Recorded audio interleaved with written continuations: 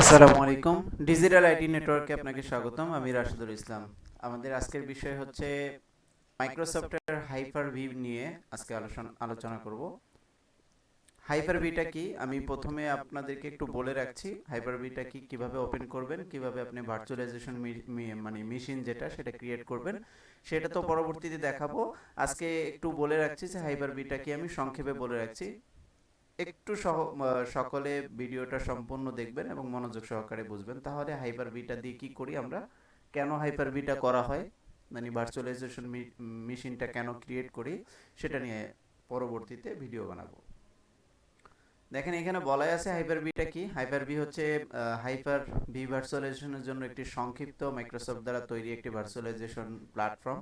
এটি ব্যবহারকারীদের Windows operating system virtual machine তৈরি করতে পরিচালনা করতে দেয়, মানে আপনি ভার্চুয়াল মেশিন তৈরি করতে পারবেন হাইপার ভির মাধ্যমে। ভার্চুয়ালাইজেশন হলো এটি একটি একক ফিজিক্যাল মেশিনে একাধিক অপারেটিং সিস্টেম চালানোর প্রক্রিয়া, এবং হাইপার ভি এই উদ্দেশ্যের জন্য প্রয়োজনীয় সরঞ্জাম এবং পরিষেবা প্রদান করে হাইপার ভি গুলো।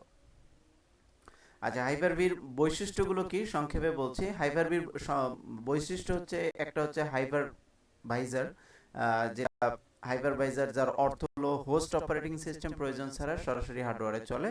যেমন আপনি যে অপারেটিং সিস্টেমটা ব্যবহার করছেন এটা হচ্ছে হোস্ট, আর যদি আপনি ভার্চুয়ালভাবে কোনো একটা অপারেটিং সিস্টেম নতুন করে আরেকটা অপারেটিং সিস্টেম ব্যবহার করবেন, সেটা লিনাক্স হোক বা আদার্স কোনো উইন্ডোজ 11 হোক বা উইন্ডোজ 7 হোক, যদি ব্যবহার করতে চান ওইটা ভার্চুয়ালাইজেশন মেশিনে আপনি ক্রিয়েট করতে পারবেন।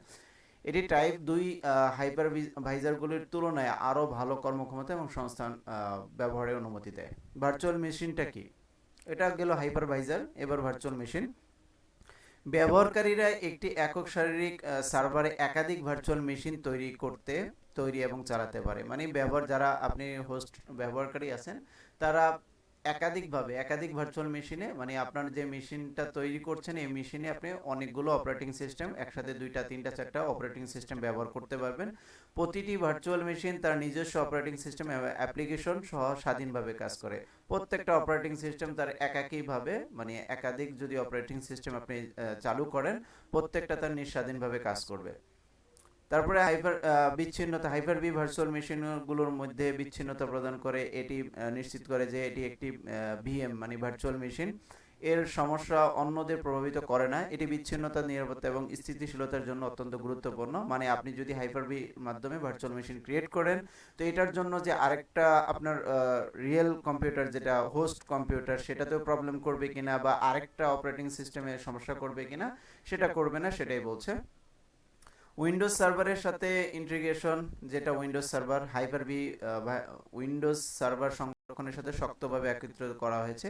এটি মাইক্রোসফট প্রযুক্তি ব্যবহার করে, মানে মাইক্রোসফটের মাধ্যমে এটা ব্যবহার করা হয়। সেটা আপনি উইন্ডোজ 10ও হতে পারে, উইন্ডোজ 11ও হতে পারে। আর হাইপার-ভি সুবিধা দেখেন, স্ন্যাপশট এবং ক্লোনিং। হাইপার-ভি ব্যবহারকারীদের একটি নির্দিষ্ট সময়ে ভার্চুয়াল মেশিনের স্ন্যাপশট নিতে মানে সুযোগ দেয়। এই স্ন্যাপশটগুলি ব্যাকআপের উদ্দেশ্যে বা ক্লোন করা ভার্চুয়াল মেশিন তৈরি করতে ব্যবহার করা যেতে পারে। মানে আপনি যদি স্ন্যাপশট ব্যবহার করতে চান বা ক্লোন করতে চান, তাহলে এটা ভার্চুয়াল মেশিন করার জন্য, ভার্চুয়াল মেশিন করতে সুবিধা করে, মানে সুবিধা মানে পাবেন আপনি। মাইগ্রেশন করতে পারবেন, ইন্টিগ্রেশন পরিষেবা। সর্বশেষ বলছে দেখেন, হাইপার-ভি সাধারণত এন্টারপ্রাইজ পরিবেশে সার্ভার ভার্চুয়ালাইজেশনের জন্য ব্যবহৃত হয়। সংস্থাগুলিকে দক্ষতার সাথে হার্ডওয়্যার সংস্থানগুলি ব্যবহার করতে, হার্ডওয়্যারের খরচ কমাতে এবং পরিচালনা কাজগুলিকে সহজ করতে সক্ষম করে। এটা ভার্চুয়াল মেশিনের যে অপারেটিং সিস্টেম, সেটার কাজ। আপনি যে হাইপার-ভির মাধ্যমে, মাইক্রোসফটের হাইপার-ভির মাধ্যমে যে একটা অপারেটিং সিস্টেম চালু করবেন, সেটা কি করবেন আমি সেটা দেখাবো। সরাসরি চলে যাব। দেখেন আপনার এই যে সার্চ বাটন যেটা আছে, এখানে আপনি উইন্ডোজ ফিচার অন অফ যে ইন্টারফেসটা আছে সেটা ওপেন করবেন। উইন্ডোজ, এই যে টার্ন উইন্ডোজ ফিচার অফ, এখানে আপনি গেলে এখানে ভার্চুয়াল মেশিনের জন্য হাইপার-ভি চালু করতে হবে আপনাকে আগে। দেখেন আমারটা ওপেন করা আছে, ধরেন আমি এটা উঠিয়ে দিলাম, এই টিক মার্কটা। তো এটার ভিতরে কি কি আছে দেখেন, এই যে হাইপার-ভি ম্যানেজমেন্ট টুলস, অবশ্যই এটা চালু রাখতে হবে। এবং হাইপার-ভি প্ল্যাটফর্মের মধ্যে দেখেন হাইপার-ভি ভাইজার, তারপরে হচ্ছে হাইপার ভি সার্ভিস সবগুলো আছে। তো এটা অবশ্যই আপনি টিক মার্ক দিয়ে দুইটাই চালু করবেন। এই যে ধরেন এটাতে ক্লিক করলাম, দেখেন ভিতরেগুলো চালু হয়ে গেছে।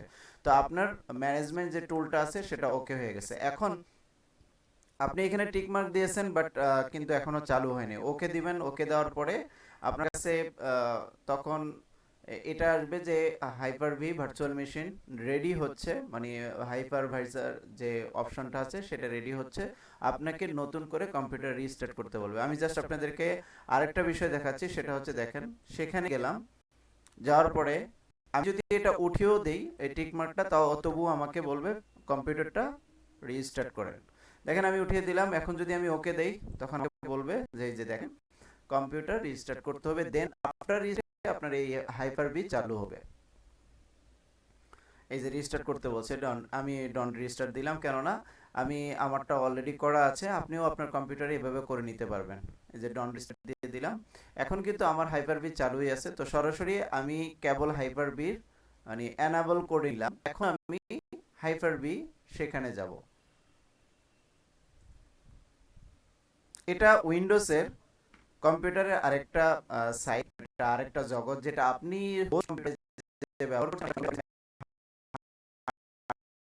হার্ডওয়্যার আছে, সেটাতে সি ড্রাইভ আছে, কম্পিউটারে ইউজার প্রোফাইল আছে, কম্পিউটার সব কিছু আছে সেম। ওই রকমই আরেকটা অপারেটিং সিস্টেম হার্ড ডিস্ক করে আপনি আরেকটা অপারেটিং সিস্টেমে কম্পিউটার ব্যবহার করতে পারবেন। তো এই যে দেখেন আমার হাইপার বি চালু হয়ে গেছে, হাইপার ভাইজার যেটা ম্যানেজার টুলস যেটা, সেটাও চালু হয়ে গেছে।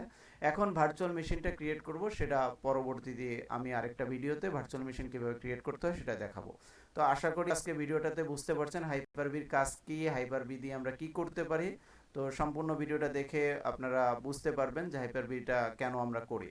তো আজকে ভিডিওটা এই পর্যন্তই। ভালো থাকবেন, সুস্থ থাকবেন। আসসালামু আলাইকুম।